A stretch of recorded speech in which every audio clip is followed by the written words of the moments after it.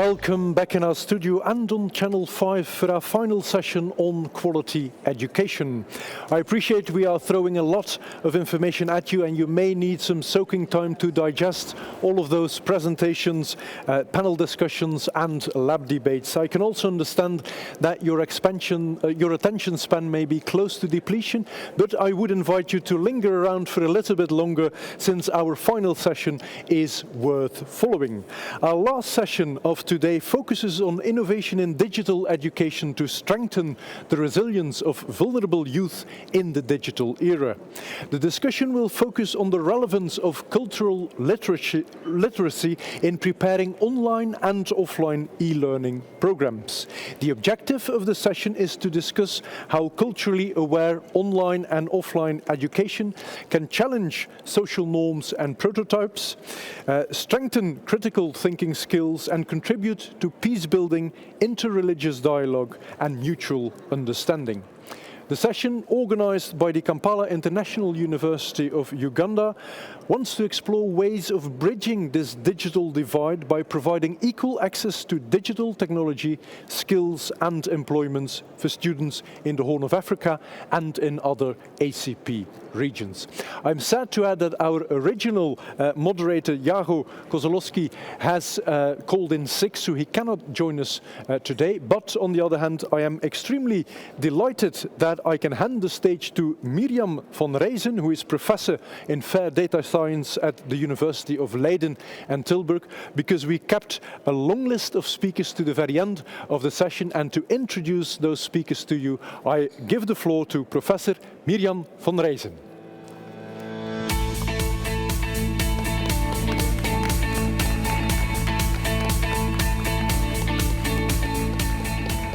Well, it's my great pleasure to stand here before you today, and on behalf of Kampala International University, welcome all of you.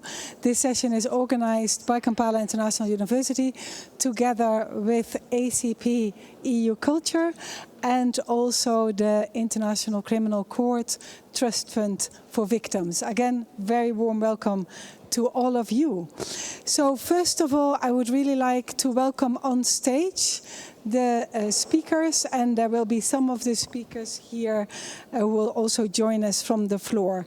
Here on the podium, I would like first of all Vice Chancellor to greet you and welcome you here to the floor. Please give him a warm welcome. Vice Chancellor of Kampala International University, please.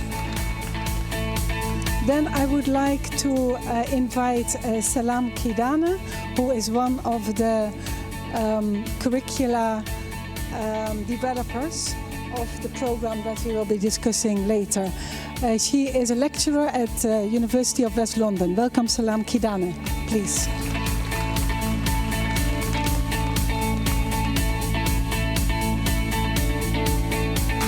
And then I'm very pleased to welcome Abramane Kamate from ACP EU Culture. Welcome, Excellency.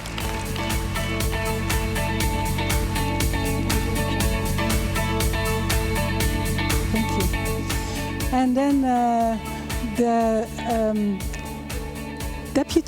deputy to the director of the ICC Trust Fund, Francesca Eckelmans, please. Thank you very much, Francesca. And then finally my colleague from the University of Utrecht, Diederik van Eerwaarde.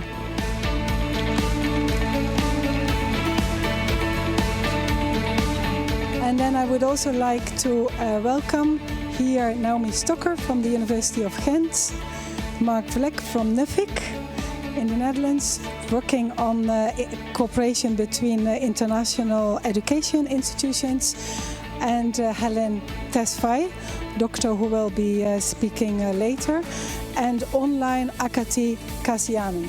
So welcome everybody. I think that red one is my chair, apparently.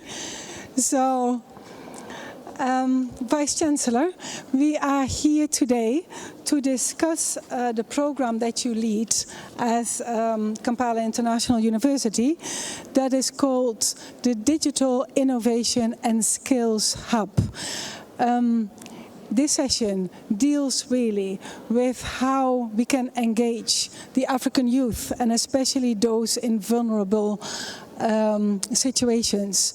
And we would really like to hear from you about this initiative, please. Thank you so much, our moderator. Ladies and gentlemen, nice to see you here. The DISH, which stands for Digital Innovation and Skills Hub, is one of those very successful projects that have been implemented really to address three core pillars. And we are focusing on vulnerable groups, the youth and the women, basically in the Horn of Africa, but including some other countries. And the three pillars are engineering or enabling peace, education, and then resilience. And within that context, coming together with European partners, Tilburg University, and then the African partners, we were able to develop courses and content that would be delivered online and offline.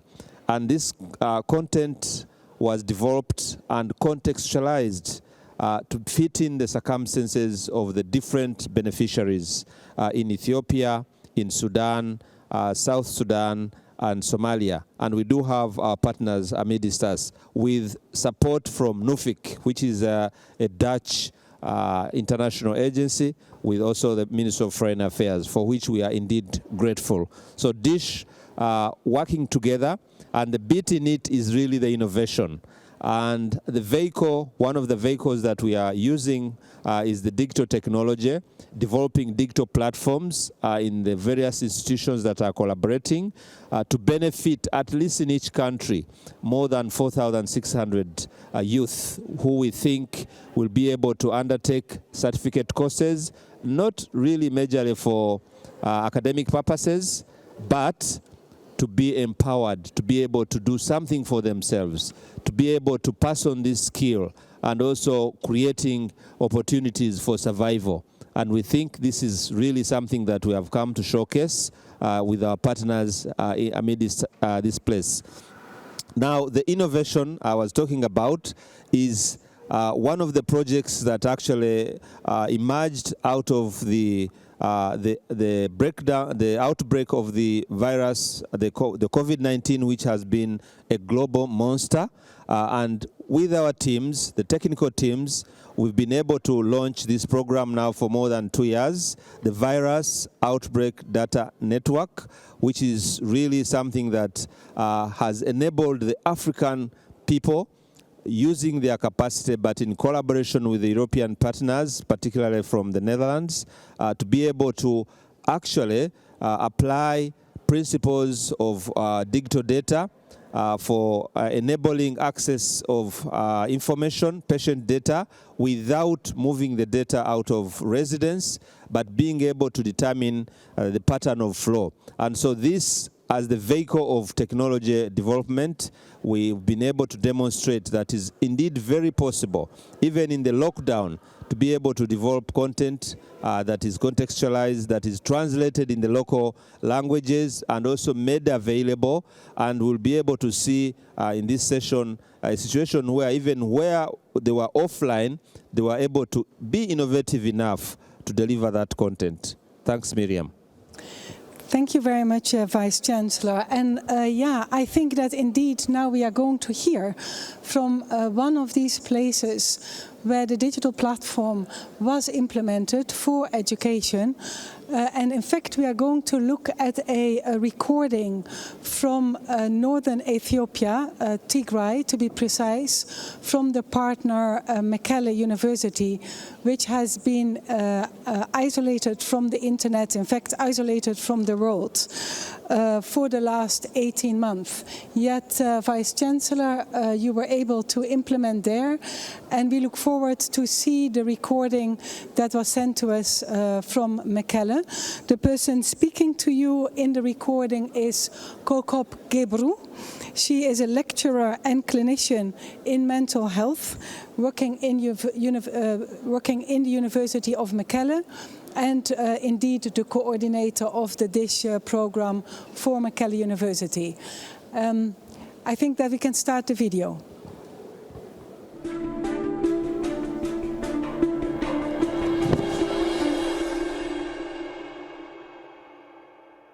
Hello everyone, this is Kohob, all the way from Tigray. Today I'll be speaking on education in times of crisis. In Tigray, due to the COVID-19 and war, there has not been access to formal education for the past 3 years. On top of all the atrocities and crimes that the people of Tigray have encountered, there is an additional hardship of denial of opportunities to education. Maqala University, as an academic institution, has been working with different partners on a project called DISH, which is short for Digital Innovation Skills Hub. This project aims to empower youth and women through education and bring stability while using an e-learning technology. But what if you are under a total communication blackout and you do not have access to internet or any means of communication? What about if you have been living under a total siege for more than a year and you cannot access banking services, no means of transportation, no electricity, and no cash to buy basic educational materials like paper, pencil, and books? The only remaining solution for us is to consider digital solutions. Apparently, digital learning management systems seem the least possible solution in times of crisis. Many would expect us to revert back to the traditional, non-digital and face-to-face means of education. But in the Tigray crisis, where war, COVID-19 and the total siege happened at the same time, looking into our local resources and expertise for solutions is a must. Sending children and youth to school is unthinkable because schools in Tigray have been targets of airstrikes and indiscriminate artillery shelling. Thus, ironically, offline digital learning systems have become one of the most feasible learning means for us to consider. Our team, with the support of all partners, has set up a learning management system with a mobile application to aid students with offline learning. Students are expected to install and download the course materials and follow the course on their pace. In addition, students are expected to take assessment and examination by joining and accessing the university server locally. And the best part about this project is that the courses are contextualized and modules and videos are delivered in students' mother tongue. Prior to the selection and development of the courses, a need assessment was conducted. And all the courses are relevant to the current context of Tigray and the need of the young people. The course includes community mental health, entrepreneurship, peace building and conflict resolution, among others. And as we are using a hybrid teaching technique, students are expected to meet their teachers and mentors at least once a week for a face-to-face interaction. The project targets vulnerable groups who have been denied their rights to education and those who have difficulty accessing it. Among the 4,400 students that we have registered, 80% are women. And this was achieved through partnering with local NGOs and different civil societies. The project is in its implementation phase, and we have students asking to register beyond our capacity. They are excited and eager to taste this new means of accessing knowledge and skills, and hopeful for whatever opportunities that this might bring in the future. In the context of Tigray, the DISH project has given hope to so many young people that they can learn and educate themselves at their own pace and convenience, even in times of crisis when life seems full of darkness because of the ongoing genocidal war and total siege imposed on the people of Tigray. In time of multiple crises, implementation of such innovative initiatives is impossible without the support of and solidarity of the global partners. We are very grateful for all the Nuffic Dish project partners, in particular.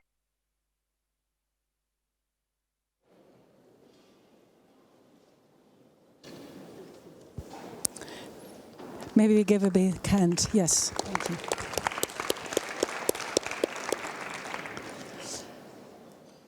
I'm going to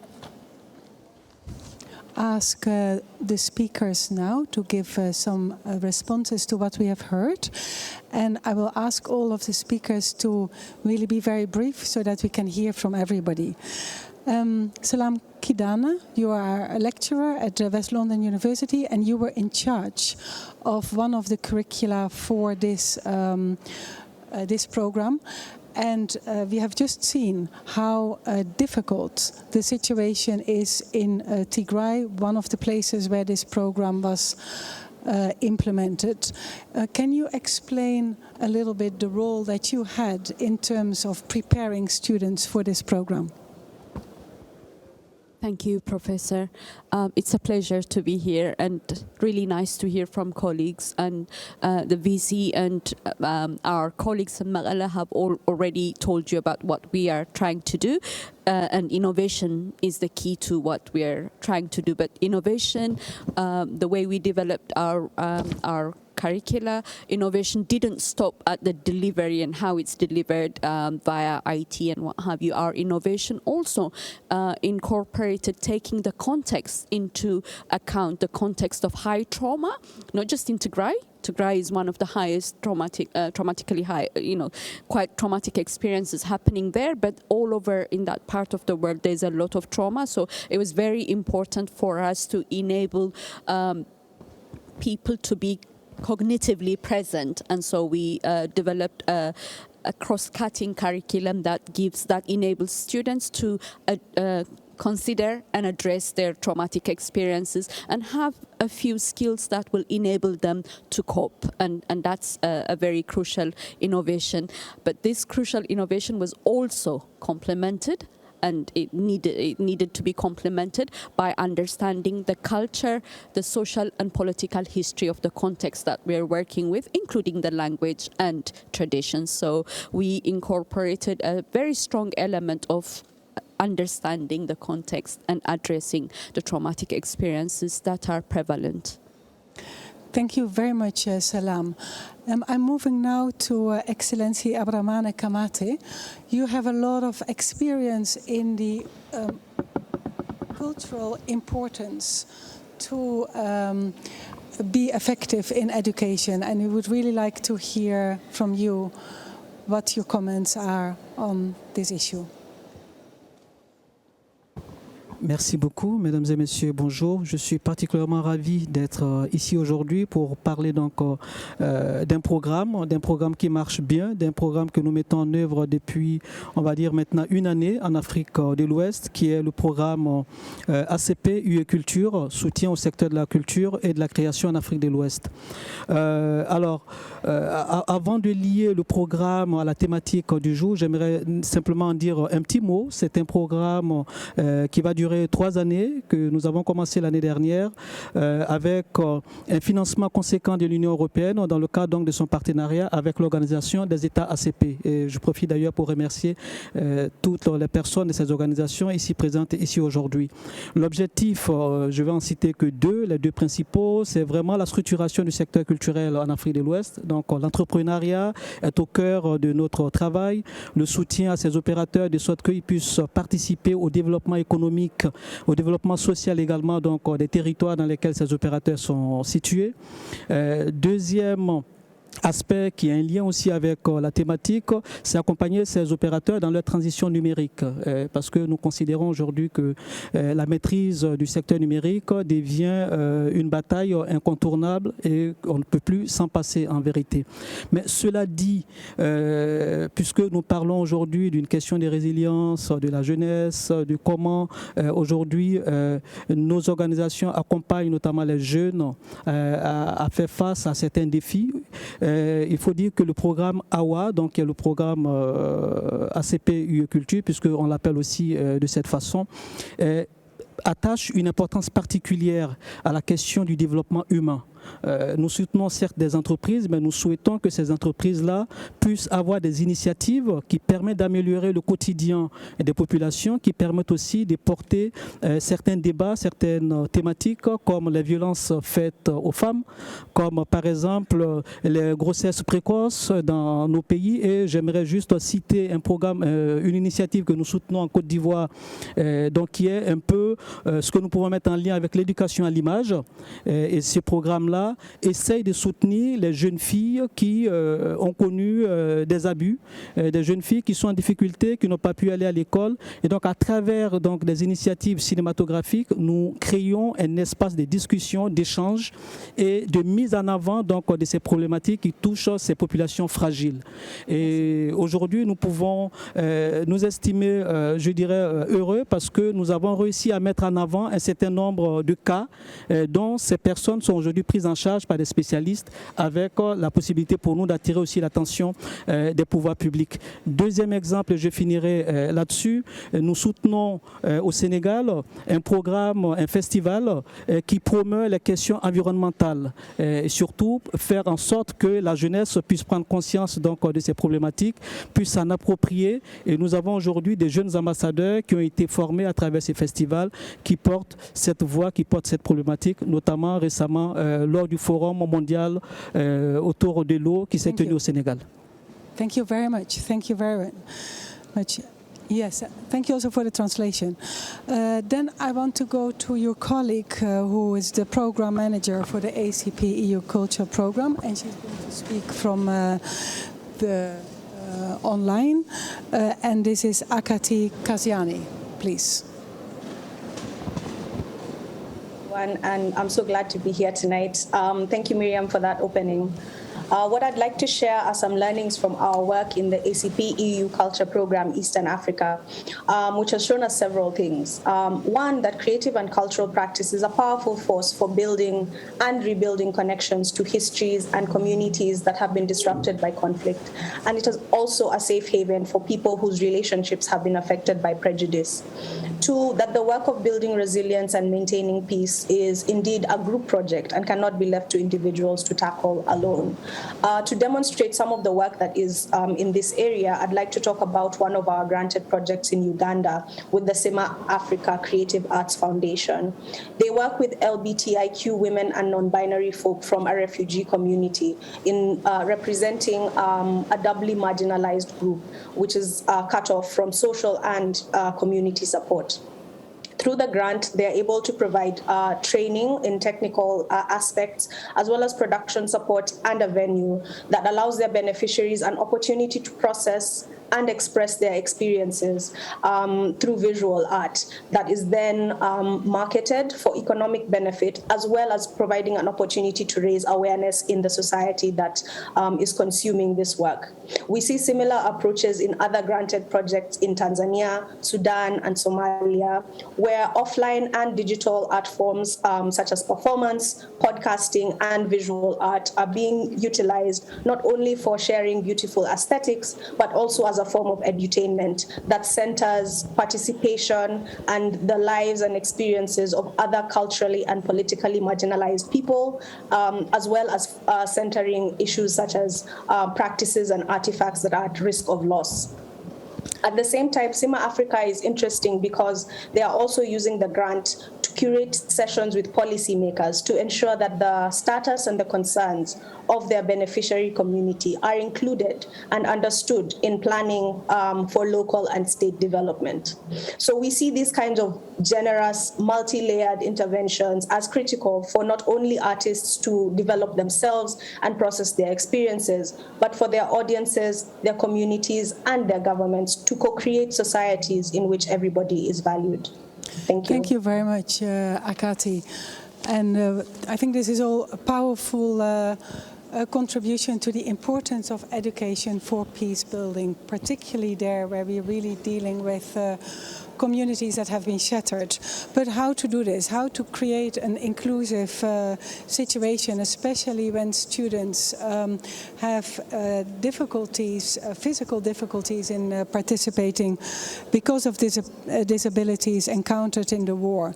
And for that, we're going to the speakers in the audience. First of all, Naomi. Stocker, who works for the University of Ghent. I don't know if there is a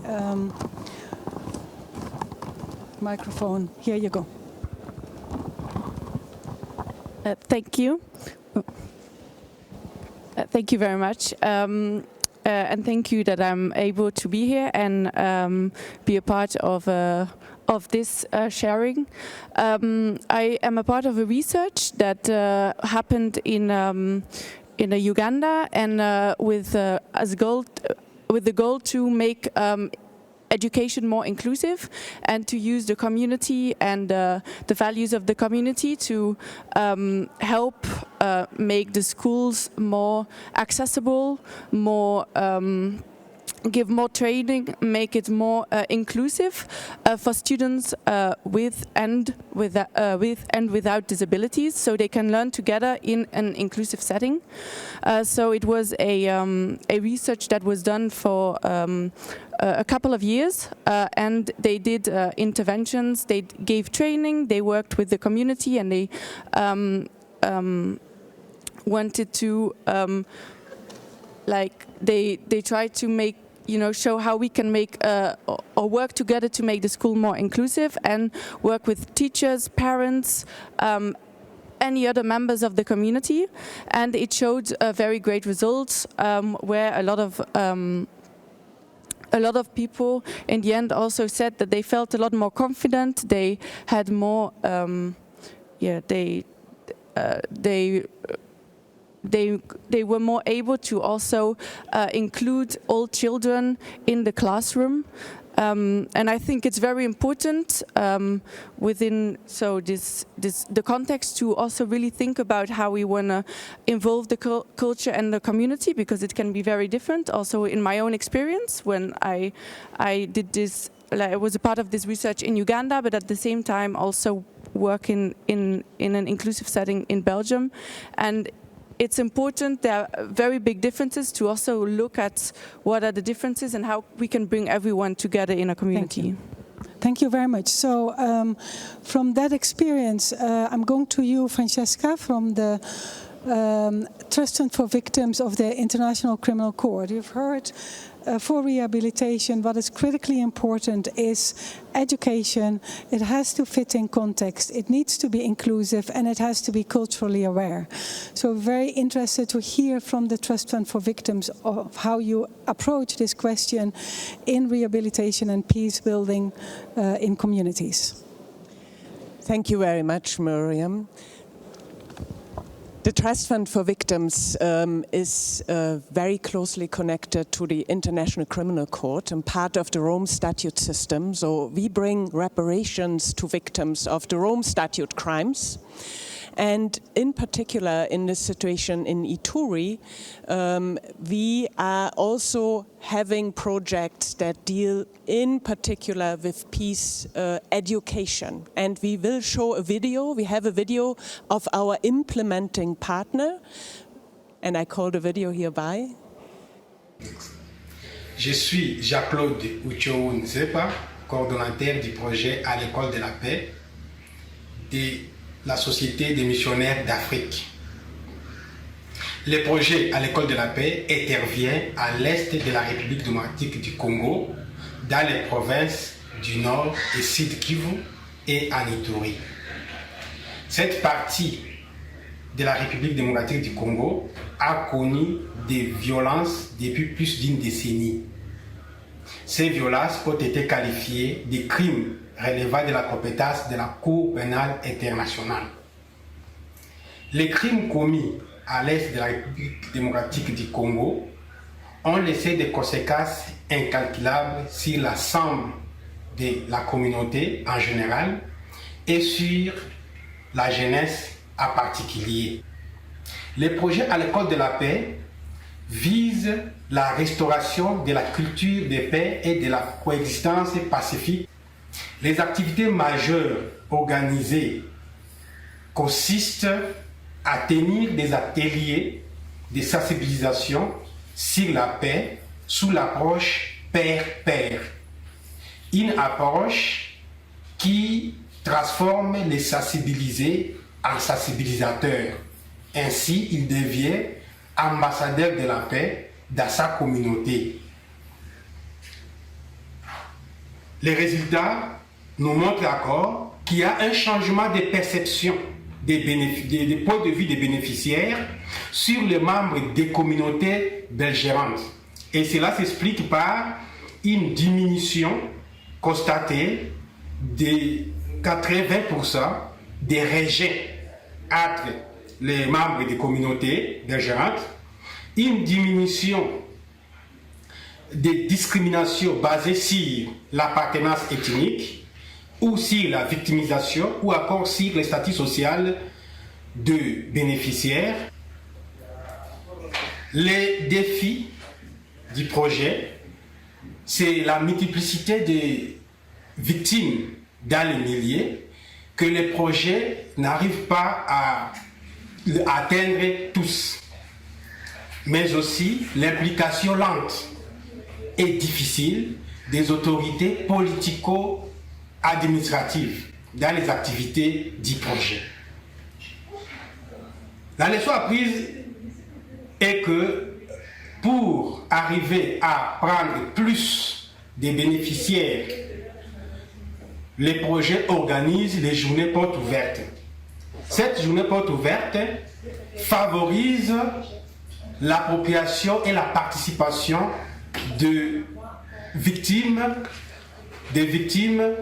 qui ne sont pas directement sensibilisées par les projets. So this video really shows the importance of peace education in an environment of conflict. So what we are achieving here is resilience. What we want to achieve is resilience. What we want to achieve in the long term is the prevention of crimes. We cannot do that alone.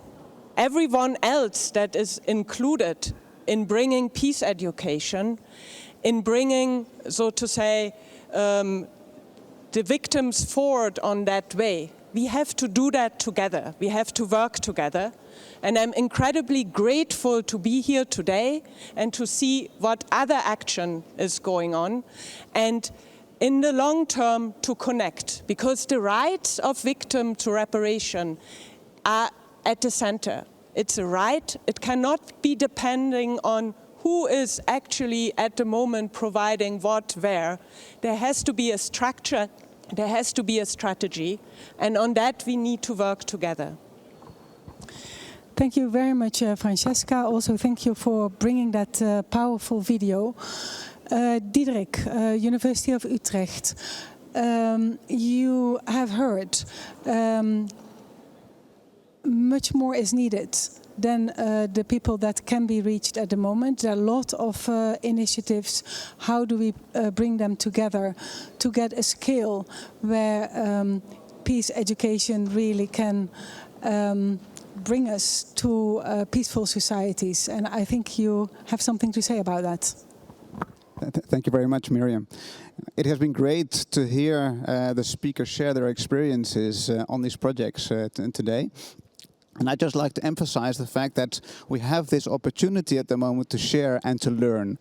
And that is something that an organization such as Utrecht University really wants to stimulate. And if I may, I'd just like to give one example of this that is also very much relevant to the quality education agenda.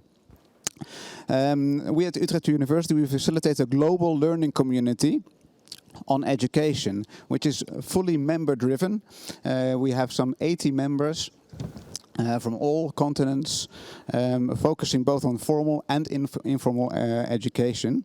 It is held fully online, and we have bi-monthly interactive webinars.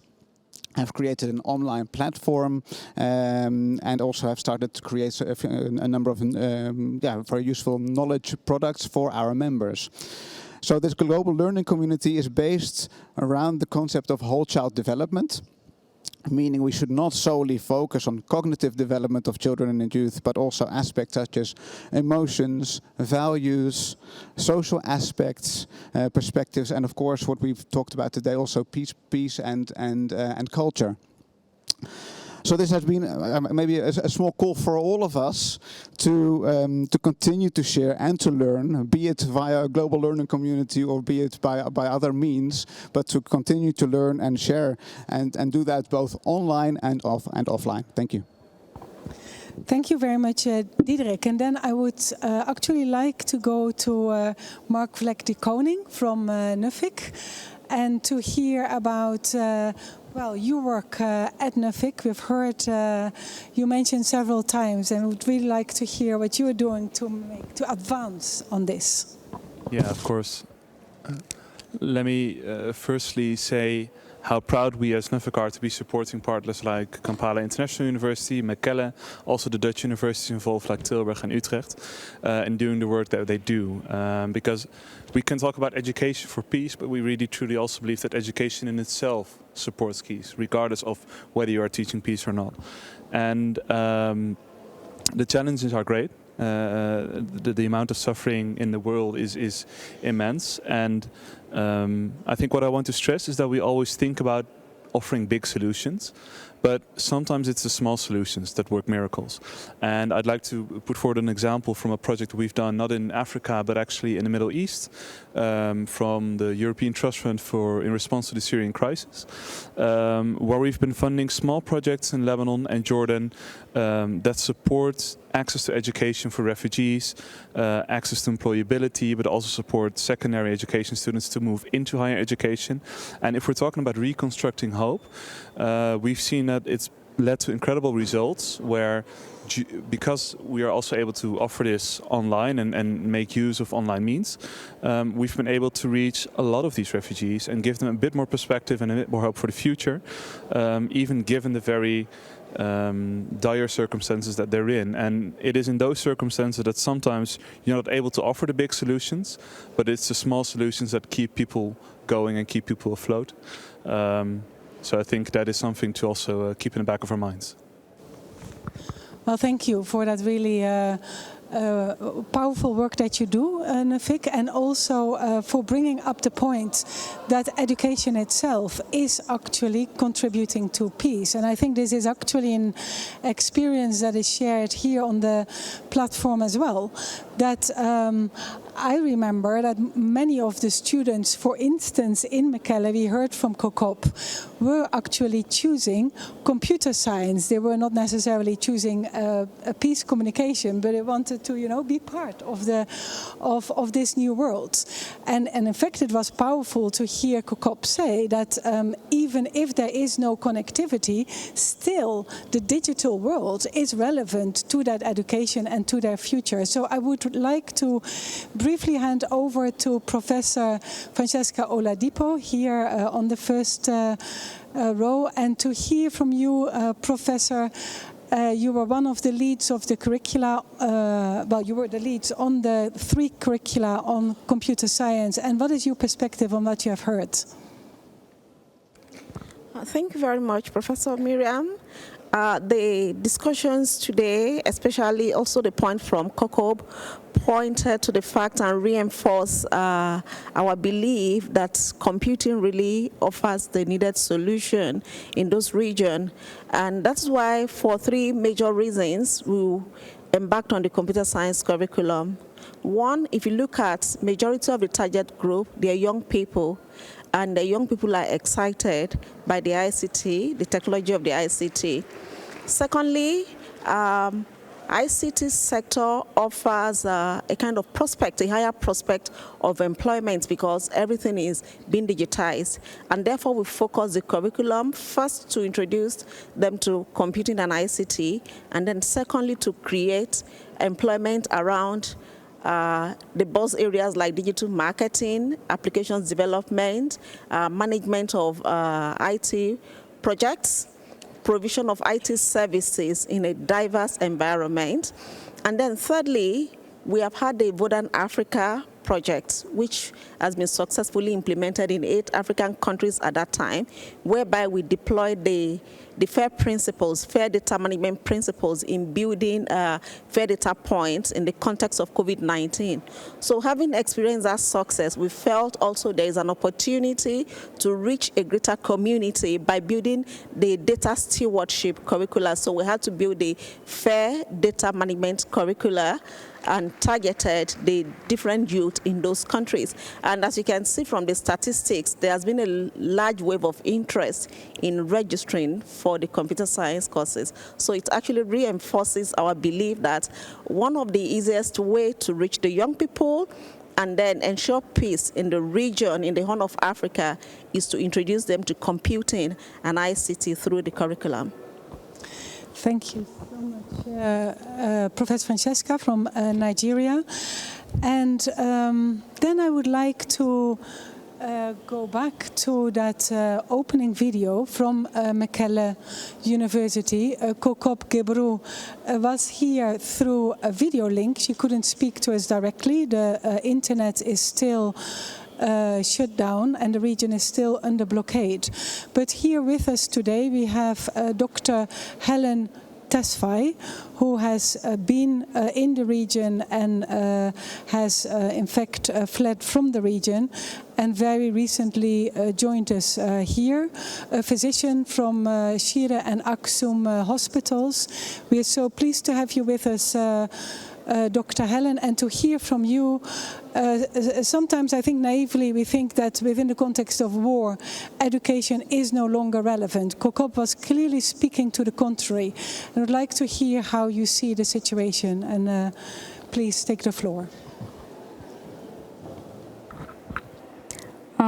Thank you very much, and I'm glad to be here today. My name is Dr. Helen Abraha, and I was in Aksum when the war in Tigray happened, and I was a lecturer and a GP at the Aksum University, and I've learned firsthand that how easily things can change, and how situations can change easily, and I've learned that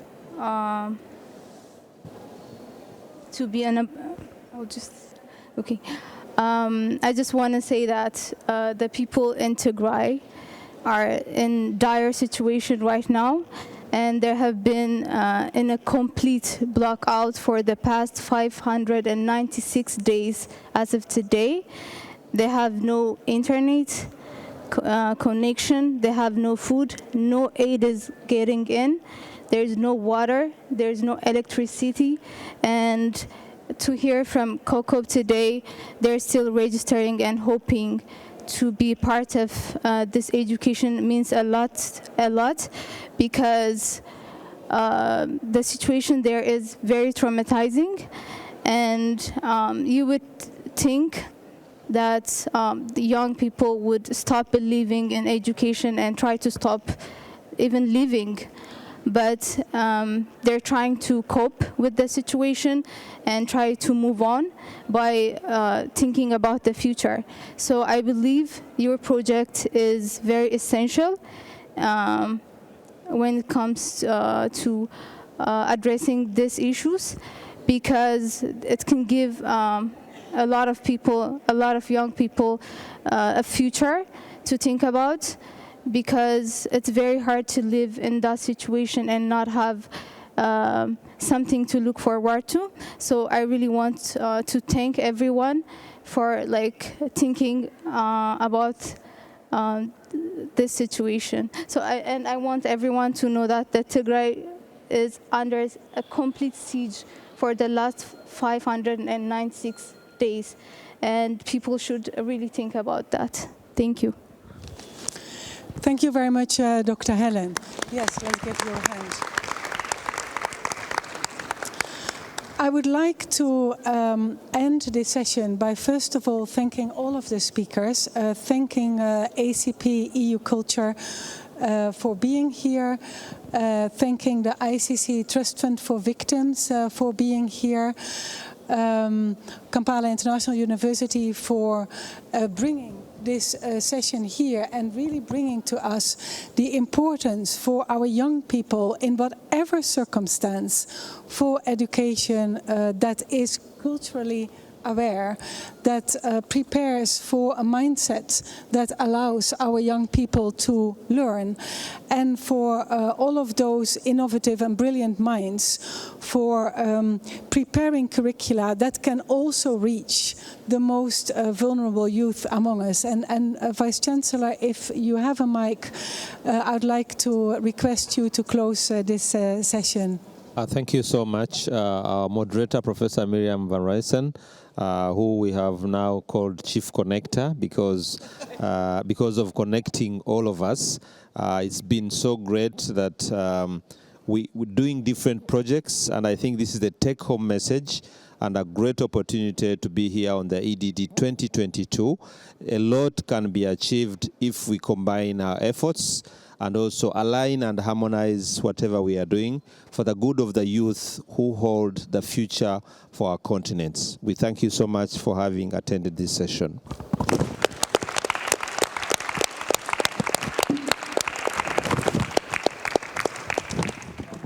I would like to thank all of you, as well as particularly you, Chief Connecting Officer, Professor Van Rijssen, and your gathering of angels. Your micro is not on. Your mic is not on. Sorry, I would like to thank you, Chief Connecting Officer, Professor Van Rijssen, and your gathering of angels for indeed a very interesting session on e-learning tools to support vulnerable communities. That does wrap up our sessions today, so allow me to wrap up as a thematic moderator, and I'll promise you that I'll be short and sweet here. If I could condense what I have heard and learned today in, say, 1 minute, it is indeed that we need to continue to invest in education. And we need to invest in inclusive education, so also accounting for girls, for women, and for vulnerable youth, because inclusive education enables equality. We need to invest in education because we are shaping the future, and at the very same time, education provides a fertile ground for innovation. And innovation and research are the instruments, they are the very tools that we need and will need to face, address, and ultimately solve the global challenges that we have in front of us. So, on that note, I'd like to thank all of our speakers, all of our panel members, all of our session organizers and moderators, but also a strong technical team for pulling off a hybrid event, our interpreters for a seamless and simultaneous interpretation. There's much more than meets the eye in organizing an event such as EDD, and of course, all of you joining us here in Studio 5 and on Channel 5 today. I cordially invite you to join us tomorrow as well in Session 5 or Studio 5, because we will be having a special event on food security and a session on integrating energy markets, featuring a lab debate on mobilizing private capital for a just transition. So thanks a lot for joining the European Development Days, and looking forward to meeting you tomorrow.